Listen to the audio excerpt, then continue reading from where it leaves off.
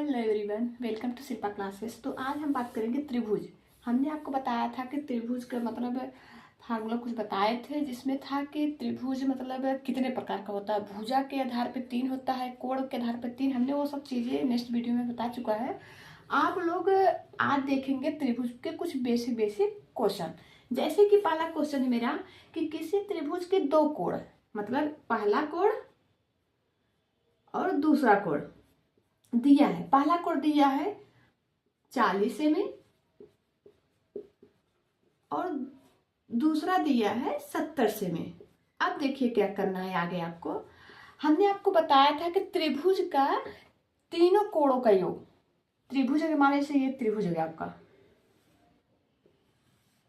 त्रिभुज के तीनों कोणों का योग कितना होता है, मतलब पहला कोण प्लस दूसरा कोण प्लस तीसरा कोण बराबर कितना होता है 180। मतलब a प्लस बी प्लस सी बराबर होता था मेरा 180।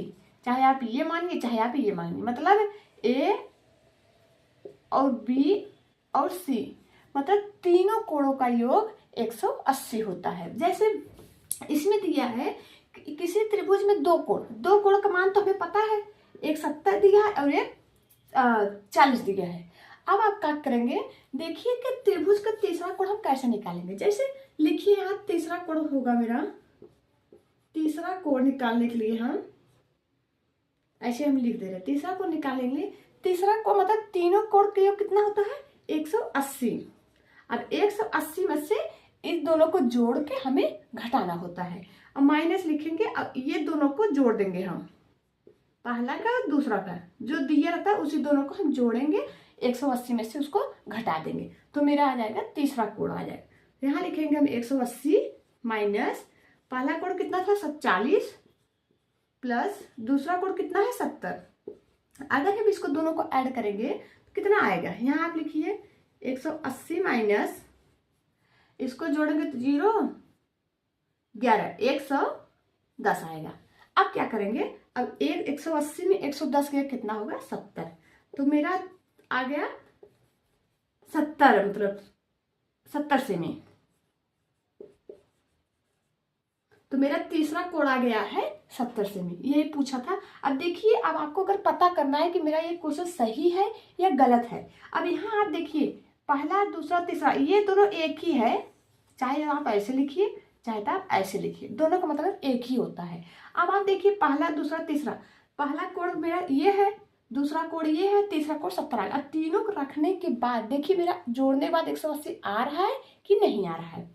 अगर आप पहला रखिए, अगर आपको ये क्वेश्चन तो आपको यहीं तक बस सॉल्व करना है, आगे हम आपको चेक करने के लिए बता रहे हैं। जैसे कि आप यहाँ देखिए, अगर इसको जोड़ेंगे तो पहला 40 था, दूसरा कितना 70 है, तीसरा कितना है हाँ तीसरा भी 70 है। अब हम इसको जोड़ेंगे तो 70 70 140 और 140 में 40 जोड़ेंगे तो 180 आ जाएगा। यानी ये मेरा क्वेश्चन सही है। अब हम इसी बेस एक क्वेश्चन और आपको बताएंगे, तो आपको समझ गया होगा त्रिभुज के तीनों कोणों का योग 180 होता है। अगर दो कोण दिया है तीसरा कोण निकालेंगे। तो ऐसे ही हम आपको एक क्वेश्चन और बताते हैं। ये सब बेसिक क्वेश्चन है, इसी बेस हम आपको ऐसे इस वीडियो में लेके आया करेंगे क्वेश्चन, जैसे आपको समझ में आए। तो मेरा ये पहला क्वेश्चन था। अब दूसरा करेंगे हम लोग। दूसरा क्या है कि एक त्रिभुज की भुजाएं, मतलब एक त्रिभुज है, एक सॉरी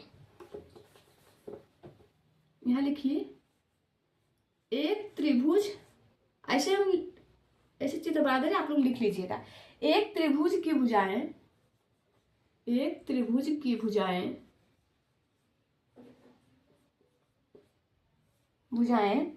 5 सेमी, 5 सेमी और 5 सेमी,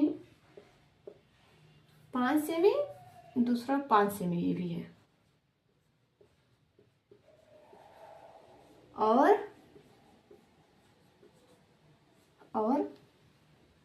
8 सेमी है, और 8 सेमी है, 8 सेमी है। यह कौन सा त्रिभुज है, यह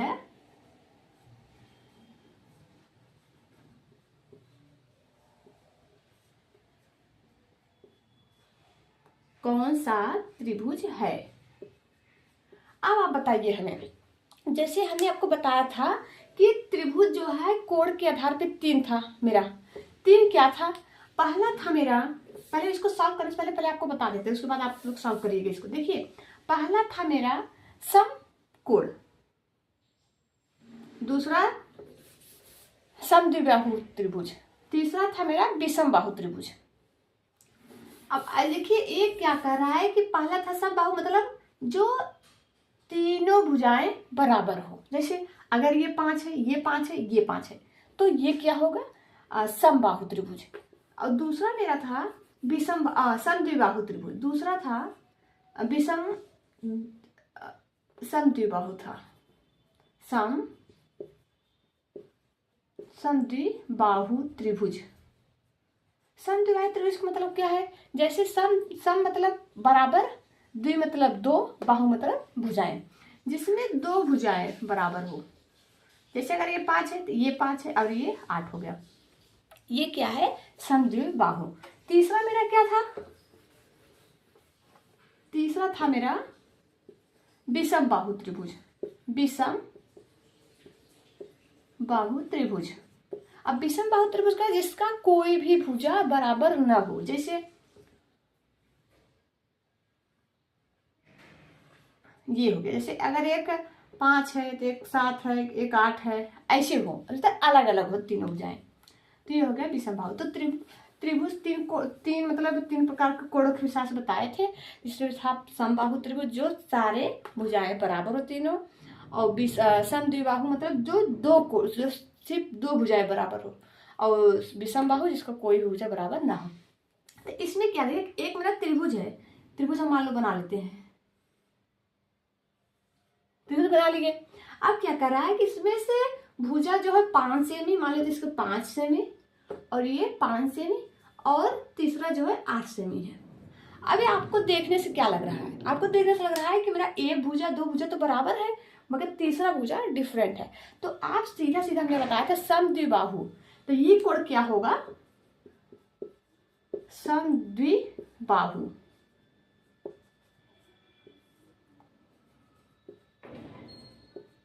समद्विबाहु कोण होगा। जैसे अगर इसे यही हम आपको मान लीजिए, तो क्वेश्चन इसका है 5 सेमी दिया था, 5 सेमी दिया था, 8 सेमी, तो हमने आपके बता दिया कि समद्विबाहु त्रिभुज है। अगर ये न देख के यहाँ 5 दे देता, तब क्या होता, तब समबाहु त्रिभुज जो सारे तीनों भुजाएं बराबर हो। तो यहाँ 8 ही 8 कर लीजिए आप लोग, एक क्वेश्चन हो गया। अब हम बात करेंगे एक तीसरा क्वेश्चन। ये हमने छोटे छोटे क्वेश्चन लिए हैं, इसी बेस हम जैसे बस आपको बताना चाह रहे हैं कि सवाल पूछे कैसे जाते हैं। अगर आप 6, 7, 8 क्लास में बच्चे, तो भाई इतना काफी है उनके लिए। तो तीसरा है, किसी त्रिभुज की भुजाएं, यहाँ लिखिए आप, किसी त्रिभुज की भुजाएं, सारा क्वेश्चन लिखने में थोड़ा टाइम लग रहा है, लेकिन आप लोग पूरा वीडियो देखा करिए भाई, लाइक सब्सक्राइब कर दिया करिए, बहुत मेहनत लगता है। देखिए किसी त्रिभुज की भुजाएं 4 सेमी, 4 सेमी, 6 सेमी, 6 सेमी और 8 सेमी और 8 सेमी। अब पूछा क्या है, 8 सेमी। तो जांच कीजिए कि त्रिभुज मतलब है या नहीं है। 8 सेमी, जांच कीजिए, जांच कीजिए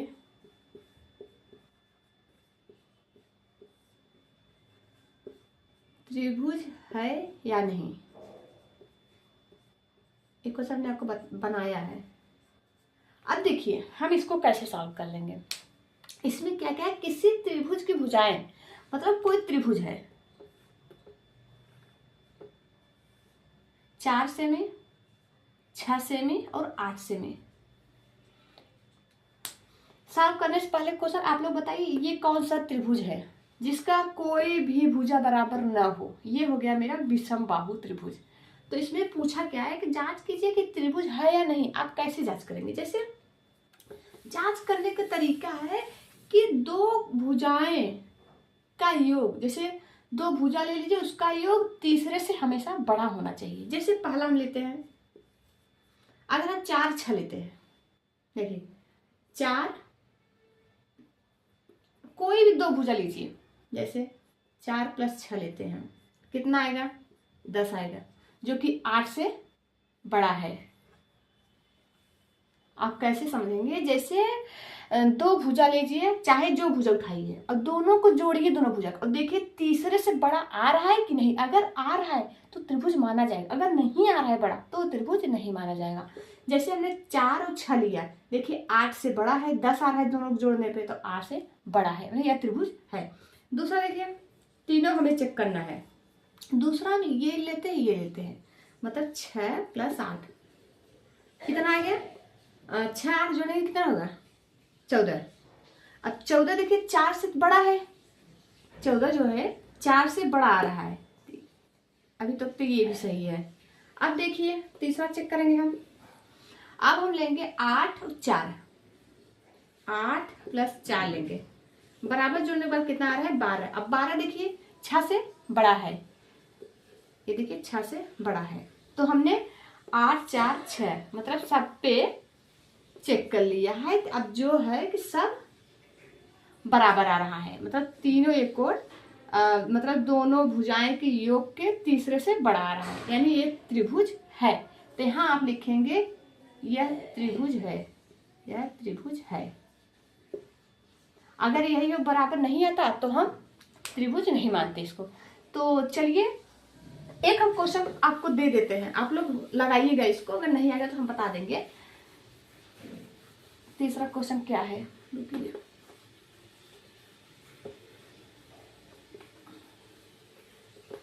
तीसरा क्वेश्चन है कि एक समबाहु त्रिभुज, एक समबाहु, अब समबाहु त्रिभुज अपने आप दिमाग लगाए, समबाहु त्रिभुज क्या होता है? हमने आपको बताया था समबाहु त्रिभुज,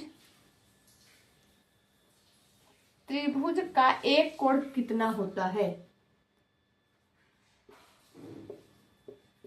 एक कोण कितना होता है? कितना